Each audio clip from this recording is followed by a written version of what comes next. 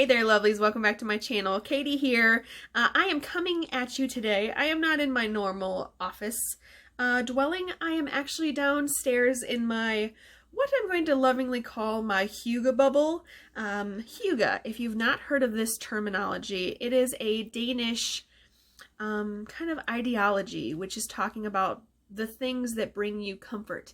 Hygge is spelled Hygge, and Hygge really focuses on, like I said, those things that spark feelings of security, comfort, joy, and really trying to harness those things. So I have decided that for the rest of 2020, I am focusing on those things. The things that bring me comfort, that may be silly to some people, but they put a smile on my face. Or they just feel like I'm being wrapped in a warm hug, you know, because I can't seem to get those anymore from my family because of lockdown, because Ohio has now gone back into a bit of a lockdown situation.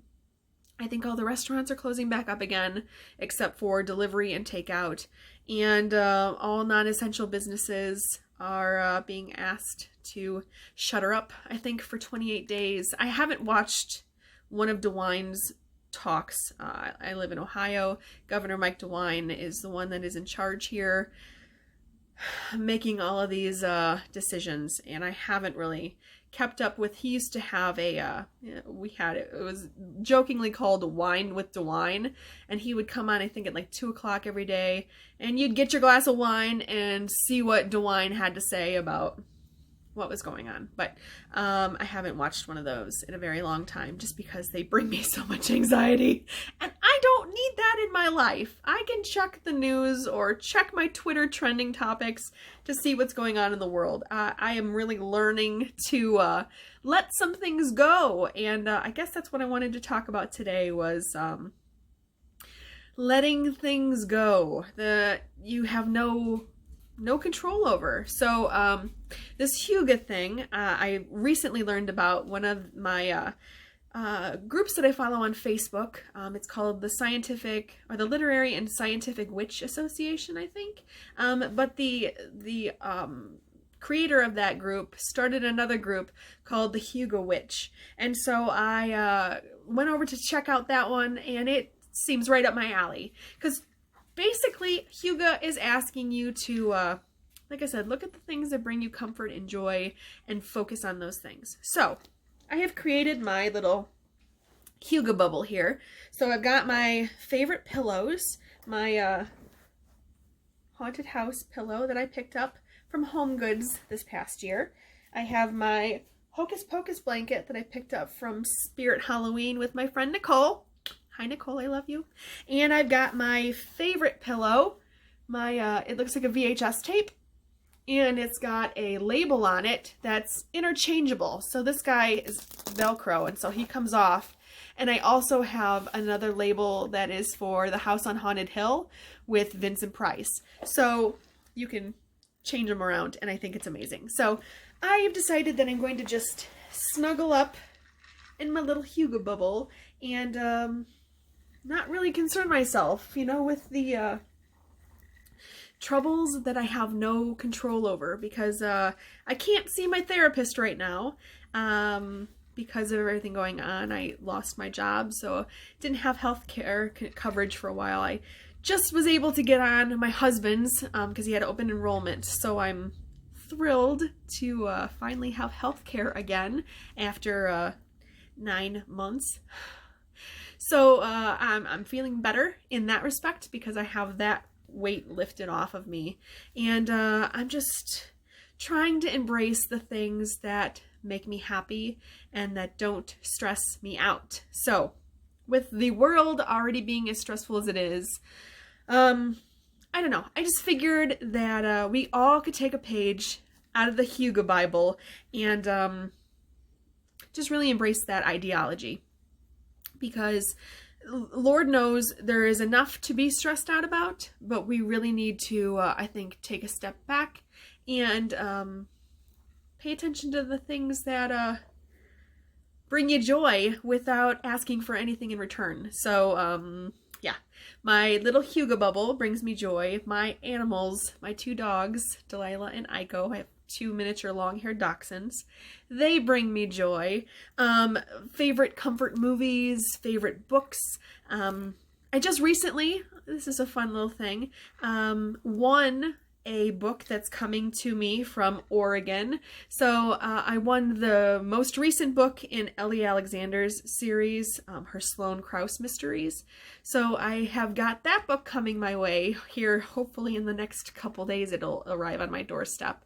And I'm so excited to pick that up. And it was a complete surprise that I won the contest. Like she did a live stream on her Facebook page. And I was one of the winners, so I got to win her most recent book. So I am thrilled. I cannot wait to get this book.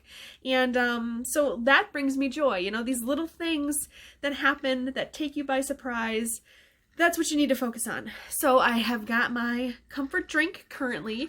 It is not coffee in this big old mug. And it is a big mug. Look at this bad boy. So I picked him up from Spirit Halloween 2. He showed up later in the season. So if you guys were going to Spirit at the beginning and you stopped going like at the beginning of October, this guy showed up probably mid-October. So I'm very grateful I picked it up.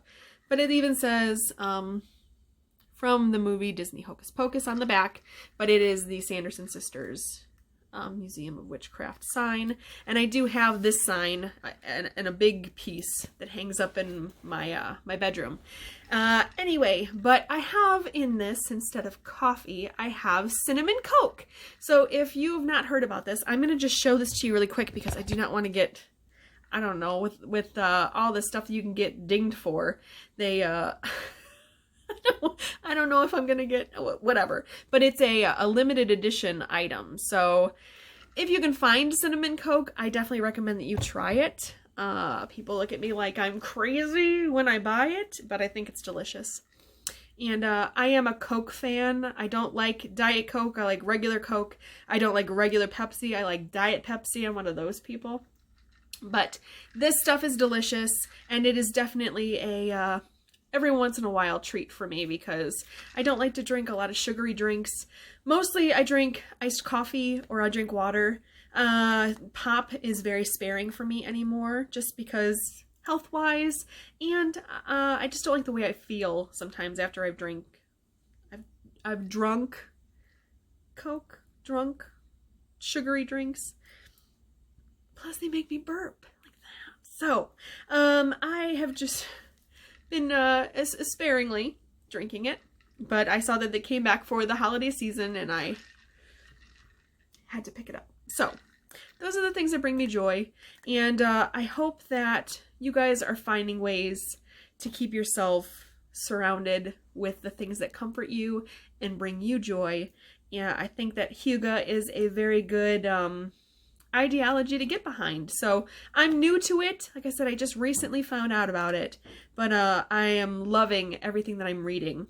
And so I said that I follow this group. It's called the Hygge Witch on Facebook, and really it's not going over a whole lot of witchcraft things. So if you're not comfortable with witchcraft, you don't have to follow the group, but there are a lot of ways that you can look into Hygge and just to see, you know, if it's something that works for you ideology-wise, because I just think that we all should find something that brings us joy and just harness and focus on those things. So that was the main reason for this video today, I guess. Just wanted to touch base with you guys on my Hygge knowledge now that I have. It's like I said, I'm still learning all about it, but I'm really enjoying it, and I like the idea of focusing on the things that bring you joy and comfort, and putting on the back burner those things that do nothing but stress